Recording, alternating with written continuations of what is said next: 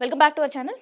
22A 22A ఈ నిషేధిత జాబితాలో ప్రభుత్వ భూమితో పాటు ప్రైవేట్ ల్యాండ్స్ చాలా ఎక్కువ ఉన్నాయి.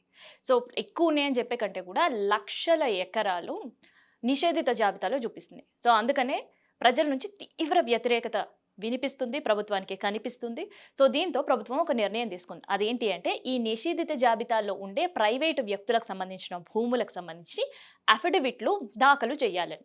సో, అఫిడవిట్ దాఖలు చేసినప్పుడు ఎలాంటి డాక్యుమెంట్స్ మనం సబ్మిట్ చేయాలి, అండ్ దాంతోపాటు ఈ అఫిడవిట్లు ఎవరికి సబ్మిట్ చేయాలి, ఆఖరి తేదీ ఏంటి అనేది ఈ వీడియోలో మనం తెలుసుకుందాం. సో, ఛానల్ని సబ్స్క్రైబ్ చేయండి ముందుగా. సో, పూర్తి ఇన్ఫర్మేషన్ ఇందులో మీకు నేను చెప్తాను. అయితే నిషేధిత జాబితా ఏంది? దాదాపు 20-30 సంవత్సరాలే కాదు, తాతలు ముత్తాతల కాలం నాటి నుంచి కూడా వ్యవసాయం చేసుకుంటున్న భూములు, వాళ్ళకి సంబంధించిన పూర్తి పట్టా పాస్బుక్లు ఉన్నా, రిజిస్ట్రేషన్స్ ఉన్నా, వాళ్ళకి అన్ని పర్మిషన్స్ ఉన్నా, ప్రభుత్వం 22A తీసుకొచ్చిన తర్వాత, 22A తీసుకొచ్చిన తర్వాత ఆ ల్యాండ్ అంతా కూడా నిషేధిత జాబితా అని కనిపిస్తుంది. పిల్ల పెళ్లి చేయాలి అని అనుకుంటున్నారు ఎవరో ఇంట్లో, లేదంటే ఆర్థిక పరిస్థితులు బాలేక అమ్ముకోవాలని ఆలోచిస్తున్నారు. రిజిస్ట్రేషన్ ఆఫీస్కి వెళ్ళే వరకు కూడా వాళ్ళ ల్యాండ్ నిషేధిత జాబితాలో ఉంది అని తెలియట్లేదు. సో, గతంలో సాఫీగా జాయిన అడ్వాన్సులు తీసుకున్న, రిజిస్ట్రేషన్ ఫిక్స్ అయిన తర్వాత గొడవ. సో, అడ్వాన్స్ ఇచ్చిన వాళ్ళు వెంటనే తిరిగి ఇచ్చేయమని, ఓనర్ ఏమో తిరిగి ఇవ్వలేని పరిస్థితి. ఒక పక్క లీగల్ లిటిగేషన్స్ ఏమైనా ఫేస్ చేస్తారో అని కొనే వాళ్ళతో భయం, అమ్మే వాళ్ళకి ఇదేంది ఇప్పటివరకు మా భూమి, ఇప్పుడు ప్రభుత్వం ఇది మా ల్యాండ్ నిషేధిత జాబితాలో పెట్టిందని వీళ్ళ టెన్షన్. సో, ఎందుకు ఇట్లా జరుగుతుంది అంటే ఇది కేవలం అధికారుల నిర్లక్ష్యం. అధికారుల నిర్లక్ష్యం వల్ల హైదరాబాద్ని ఒక ఎగ్జాంపుల్గా చెప్తాను నేను. సో, హైదరాబాద్లో ఉండే Madhapur, Kukatpally, Hitech City and దాంతోపాటు మియాపూర్ ఇట్లాంటి ప్రాంతాల్లో అపార్ట్మెంట్స్ చాలా ఉంటాయి. సో, ఈ అపార్ట్మెంట్స్ ఎప్పుడో 20 సంవత్సరాలు, 25 సంవత్సరాల క్రితం కట్టినవి. అప్పుడు బిల్డర్ పర్మిషన్లు తీసుకున్నారు. అప్పుడు ఉండే నార్మ్స్ ప్రకారం ఆ ల్యాండ్ రిజిస్ట్రేషన్స్ అయిపోయాయి అండ్ ఆ ఫ్లాట్ రిజిస్ట్రేషన్స్ అయిపోయాయి, ఇప్పుడు ఉంటున్నారు. కానీ ఇప్పుడు ఆ ఫ్లాట్ అమ్ముకోవాలి అనుకునే వాళ్ళకి అది నిషేధిత జాబితాలో ల్యాండ్ అని చూపిస్తుంది. అప్పుడు ఏం చేయాలి? సో, వ్యవసాయం చేసే ఒక రైతు ఊర్లో పిల్ల పెళ్లి పెట్టుకొని, సో, ఆ అమ్మాయికి ఆ ల్యాండ్ రిజిస్ట్రేషన్ చేసి ఇయ్యాలి అని అత్తగారు కోరుకున్నప్పుడు, ఆ రిజిస్ట్రేషన్‌కి వెళ్ళినప్పుడు ఆ వ్యవసాయ భూమి ప్రభుత్వ భూమి అంటే నిషేధిత జాబితాలో ఉందని తేలుతుంది. సో, వాళ్ళ తాతలు, ముత్తాతల అందరి నుంచి ఫోర్ ఫాదర్స్ నుంచి వచ్చిన భూమి ఇవాళ వాళ్ళ బిడ్డలకి ఇవ్వాలంటే రైతు ఇవ్వలేని పరిస్థితి. సో, అప్పటి నుంచి ఇప్పటి వరకు వాళ్ళ దగ్గర అన్ని పాస్‌బుక్‌లు ఉన్నాయి. అప్పుడు ఏం చేయాలి? సో, ఇట్లాంటి సిట్యుయేషన్‌లో చాలా ఎమోషనల్‌గా, మెంటల్‌గా చాలా డిస్టర్బ్ అవుతున్నారు. ఏం చేయాలో అర్థం కాక ఆత్మహత్యలు కూడా చేసుకుంటున్నారు. కానీ దీనికి భిన్నంగా పొంగులేటి సార్ ఒక్క ఒక్క భూమి, ఫ్లాట్ కూడా నిషేధిత జాబితాలకు రాదని చెప్తున్నారు. కానీ ప్రజల నుంచి వ్యతిరేకత వచ్చిన తర్వాత అవును అని ఒప్పుకున్నారు. సో, ఈ అఫిడవిట్లు స్వీకరించడానికి టైం తీసుకున్నారు. కేవలం 40 రోజుల టైంలోనే, అంటే 40 రోజుల్లో ఈ అఫిడవిట్లు అందరూ కూడా సబ్మిట్ చేయాలి. ఎవరెవరు? ఎవరి ఇల్లు, లేదంటే జాగా, వ్యవసాయ భూమి, గ్రామకంఠం భూమి, అసైన్డ్ ల్యాండ్స్, భూదానం పట్ట, సో, ఇట్లా అన్ని రకాల భూమి కావచ్చు, వ్యవసాయ భూమి కావచ్చు, ఫ్లాట్లు కావచ్చు, ప్లాట్లు కావచ్చు, అపార్ట్మెంట్లో ఉండేవాళ్ళు కావచ్చు, ఇండిపెండెంట్ ఇల్లు కావచ్చు, ఇట్లా వాళ్ళ ఎవ్వరికి స్థలం వాళ్ళకి సంబంధించి నిషేధిత జాబితాలో ఉండి, అంటే నిషేధిత జాబితాలో కనిపిస్తుంది, కాకపోతే దానికి సంబంధించి మీ దగ్గర అన్ని డాక్యుమెంట్స్ ఉంటే వెంటనే మీరు అఫిడవిట్ చేసుకోవాలి. అంటే తహసీల్దార్ ఆఫీసులలో లేదు, కలెక్టర్ ఆఫీసులలో, గ్రామ పంచాయతీలలో అఫిడవిట్ ఇవ్వాలి. సో, అఫిడవిట్ ఇవ్వడంతో పాటు లింక్ డాక్యుమెంట్స్ ఉంటాయి కదా, ఆ లింక్ డాక్యుమెంట్స్ అన్నీ కూడా జిరాక్స్‌లు దానికి అటాచ్ చేసి ఇవ్వాలి. అండ్ ఎవరైతే వ్యవసాయ భూమి ఉంటుందిగా, వ్యవసాయ భూమి ఎవరి నుంచి ఎవరి వరకు వచ్చేవైనా డాక్యుమెంట్స్ ఉంటే, లేదంటే పట్టా పాస్బుక్లు ఉంటాయి కదా, వాటి అన్ని జిరాక్స్‌లు ఇవ్వాలి. లేదు ప్రభుత్వం మీ ముత్తాతలకి ఇచ్చినప్పుడు ఆ తాతల నుంచి ముత్తాతల నుంచి తాతలకి, తాతల నుంచి తండ్రులకి, తండ్రుల నుంచి ఇప్పుడు కొడుకులకి, లేదంటే వాళ్ళ మన్మళ్ళు చేసుకుంటుంటారు వ్యవసాయం. సో, వాటికి సంబంధించిన ఏదో ఒక కాగితం అయితే ఉంటుంది. సో, ఆ కాగితాలన్నీ అఫిడవిట్‌కి అటాచ్ చేసి ఇయ్యాలి. ఇక అపార్ట్మెంట్‌లో ఫ్లాట్‌గా ఉన్నవాళ్ళు ఆ బిల్డర్ ఇచ్చిన పూర్తి డాక్యుమెంట్స్, లింక్ డాక్యుమెంట్స్, ఆ భూమికి సంబంధించిన డాక్యుమెంట్, పర్మిషన్ లెటర్లు అండ్ దాంతోపాటు రిజిస్ట్రేషన్ లెటర్, మీరు బ్యాంక్‌కి లోన్‌కి వెళ్ళినప్పుడు ఆ వెరిఫికేషన్ చేసిన డాక్యుమెంట్స్ ఉంటాయిగా, అవన్నీ అటాచ్ చేసి నియర్ బై ఉండే కలెక్టర్ ఆఫీస్‌లో తహసీల్దార్‌కో లేదంటే గ్రామ పంచాయతీలో. ఎందుకంటే ఇప్పుడు గ్రామ పంచాయతీ ఎందుకు అని అంటున్నా అంటే మండలాల్లో, గ్రామాల్లో గూడా అపార్ట్మెంట్స్ వెలుస్తున్నాయి. సో, వాళ్ళందరూ గూడా ఈ అఫిడవిట్‌ని అటాచ్ జేసి ఇవ్వాలి. సో, ఇచ్చిన తర్వాత 40 రోజులే ఇవన్నీ కూడా స్వీకరిస్తారు. 40 రోజుల తర్వాత మళ్ళీ డోర్స్ క్లోజ్ అయితాయి. సో, ఎవరి నుంచి ఎవరి వరకు, ఎవరి నుంచి ఎవరి వరకు ఉండే ఆస్తులు కోట్లాది రూపాయలు.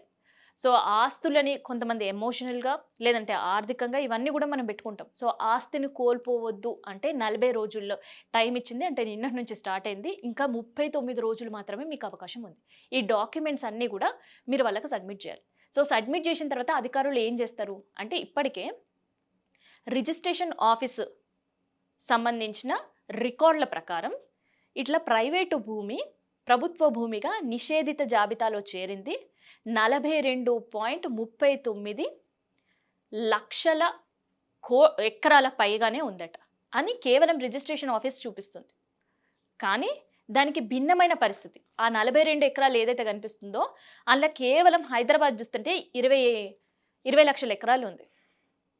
హైదరాబాద్ పరిసర ప్రాంతాలు హైదరాబాద్‌లోనే. ఇక జిల్లాలలో చూస్తే మరీ ఘోరం.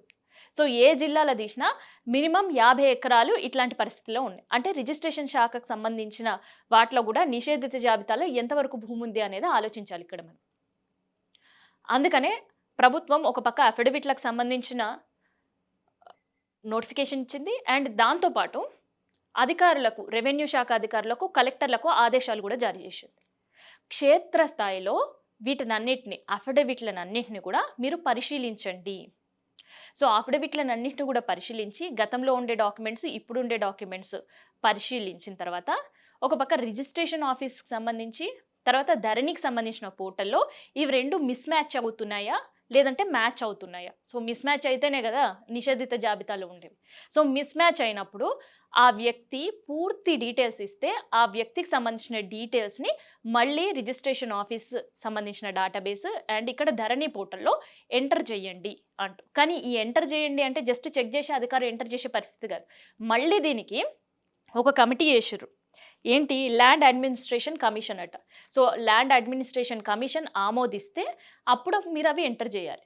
దానికంటే ముందు కలెక్టర్ పరిశీలిస్తాడు. ఒక పక్క తహసీల్దారు, తర్వాత రిజిస్ట్రేషన్ ఆఫీస్ సంబంధించిన అధికారులు. ఈ ఇద్దరు పరిశీలించిన తర్వాత అవే డాక్యుమెంట్స్‌ని మళ్ళీ కలెక్టర్ దగ్గరికి పంపిస్తే, కలెక్టర్ చూసిన తర్వాత అప్పుడు ఈ అడ్మినిస్ట్రేషన్ కమిషన్ ఓకే చెప్పిన తర్వాత అప్పుడు ఎట్ ఏ టైమ్ 2 పోర్టల్‌లో ఎంటర్ చేయడం జరుగుతది. అప్పుడు నిషేధిత జాబితా నుంచి మీ భూమిని మీరు కాపాడుకున్న వాళ్ళైతారు. సో, ప్రభుత్వం ఇంత ప్రొసీజర్ చూసిన తర్వాత చాలామంది ఇరిటేటింగ్ మూడ్‌లో ఉన్నారు. ప్రభుత్వం పైన చాలా కోపంగా ఉన్నారు. మా భూమి మా ప్రైవేట్ ల్యాండ్‌ని ఇది మా ప్రైవేట్ ల్యాండ్, మా భూమి అని ప్రభుత్వం దగ్గర నిరూపించుకునే కర్మ మాకెందుకు అని.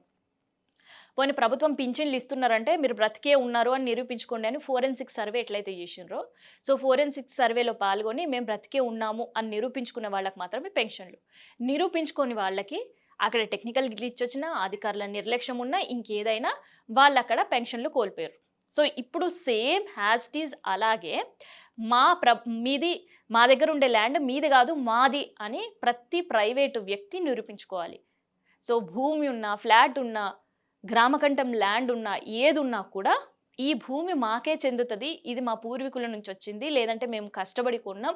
దీనికి సంబంధించిన ఈఎంఐ పెట్టుకున్నాం అని ప్రతి ఒక్కరు కూడా నిరూపించుకుంటేనే మీ జాగైనా, భూమైనా, ఫ్లాట్ అయినా, ప్లాట్ అయినా ఏదైనా కూడా మీకు దక్కుతది. లేదంటే ప్రభుత్వానికి సంబంధించిన ఏది అన్‌లిస్టెడ్‌లకి వెళ్ళిపోతది. నిషేధిత జాబితాలోకి వెళ్ళిపోతది. సో, దానికి సంబంధించి చాలా కేర్‌ఫుల్‌గా ఉండాలి. ఎందుకంటే కేవలం నిన్న ఒక్కరోజు స్టార్ట్ చేసినందుకే 24,000 అప్లికేషన్స్ వచ్చినాయంట రాష్ట్ర వ్యాప్తంగా. డే 1 రోజే.